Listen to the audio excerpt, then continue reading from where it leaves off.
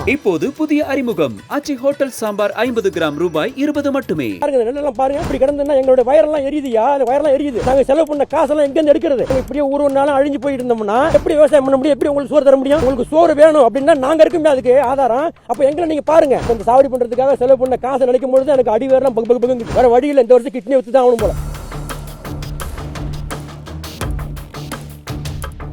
நாங்கள் வந்துட்டு இது வரைக்கும் செலவு பண்ண காசெல்லாம் நினச்சி பார்த்தீங்கன்னா வேற எங்கேயாவது இடத்துல உங்களை மாதிரி சென்னையிலையோ இல்லை வேற எங்கேயாவது இடத்துல இடம் வாங்கிட்டு நாங்கள் செட்டில் இருக்கலாம் பெரிய அளவில். ஆனால் அதெல்லாம் நாங்கள் விரும்பலை. நாங்கள் விவசாயம் பண்ணணும், இங்கே இருக்க உங்களுக்கு மக்களுக்கு வந்துட்டு சோறு தரணும். அதாவது நீங்கள் நல்லா யோசிச்சு பாருங்க, நீங்கள் எல்லாம் அங்கே உட்காந்துட்டு நீங்கள் கையில் சோத்தில் கை வைக்கிறீங்கன்னா அதுக்கு காரணம் யார்? எங்களை போன்ற ஒரு விவசாயிகள் தான். அப்போ அவங்களுக்கு நீங்களும் உறுதுணையாக இருக்கணும். வெளியில் இருக்கக்கூடிய எல்லாருமே வந்து எங்களுக்காக இந்த மாதிரி ஒரு சின்ன விஷயங்கள்லாம் வரும்போது எடுத்து வெளியில் போட்டு மக்களுக்கு மீடியா விஷயமா கொண்டு போய் காட்டுங்க. அது மாதிரி காட்டக்கூடிய இந்த டிவிக்கு வந்துட்டு என்னுடைய வாழ்த்துக்களை பாராட்டுகள் தெரிவிச்சுக்கிறேன் அந்த ஊர் சார்பாக.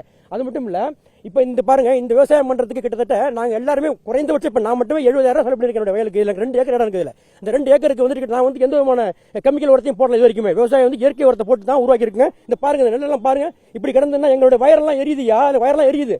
நாங்கள் செலவு பண்ண காசெல்லாம் எங்கேருந்து எடுக்கிறது? நாங்கள் இங்கே இப்படியே நாங்கள் செஞ்சுட்டு இருந்தீங்கன்னா நாங்கள் இப்படியே ஒரு நாளும் அழிஞ்சு போயிட்டு இருந்தோம்னா எப்படி விவசாயம் பண்ண முடியும்? எப்படி உங்களுக்கு சோறு தர முடியும்? உங்களுக்கு சோறு வேணும் அப்படின்னா நாங்கள் இருக்குமே அதுக்கு ஆதாரம். அப்போ எங்களை நீங்கள் பாருங்க.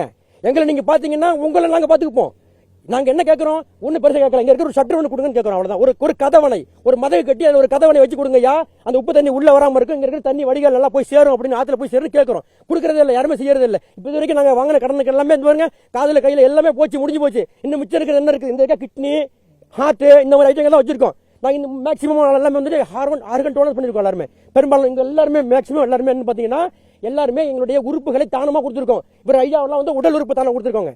நீங்கள் பாருங்க, உங்களால் முடியலைன்னா யாராவது 10 பேர் அழைச்சிட்டு வாங்க, இந்த கிட்னியெல்லாம் எடுத்துட்டு போங்க. நாங்கள் செலவு பண்ணி வர வழியில் அடுத்த வருஷமாவது பண்ணுறோம். இதுதான் எங்களுடைய சூழ்நிலையாக இருக்குது. இன்றைக்கி உங்கள்கிட்ட நாங்கள் தயவு செய்து கேட்டுக்கிறோம், ஐயா நாங்கள்லாம் பாருங்க பெரும்பாலும் நாங்கள் எல்லாருமே வந்துட்டு பட்டதாரிகள்.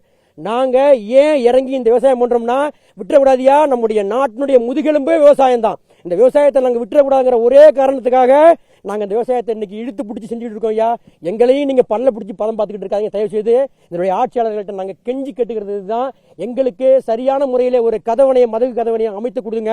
அதன் மூலமாக இந்த வடிகால் சரியான முறையில் வடிந்தது என்று சொன்னால் இந்த விவசாயத்தை உங்களுக்கான நெல்லை நாங்கள் ஈட்டு தருவதற்கு தயாராக இருக்கிறோம். ரொம்ப நன்றி ஐயா, வணக்கம், வாழ்த்துக்கள், வாழ்க வளமுடன். ஆனால் எங்களுக்கு ஒரு விடிமோச்சமும் விடிவு காலமும் தான் பிறக்கவே இல்லை.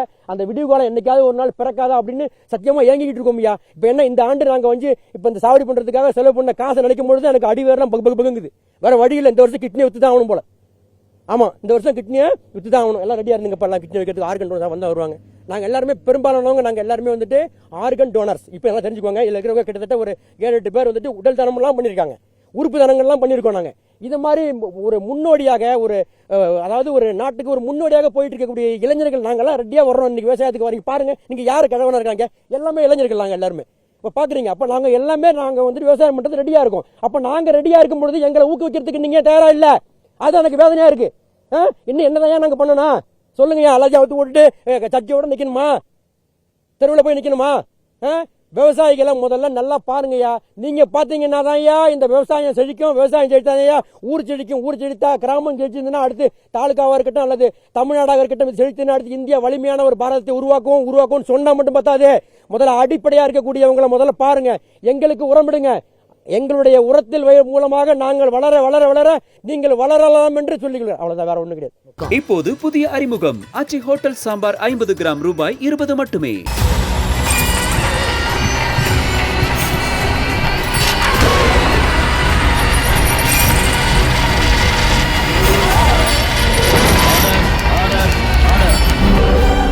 குற்றங்களின் மறுபரிமாணம் நிகழ்தகவு நமது நியூஸ் தமிழ் தொலைக்காட்சியில் விரைவில்.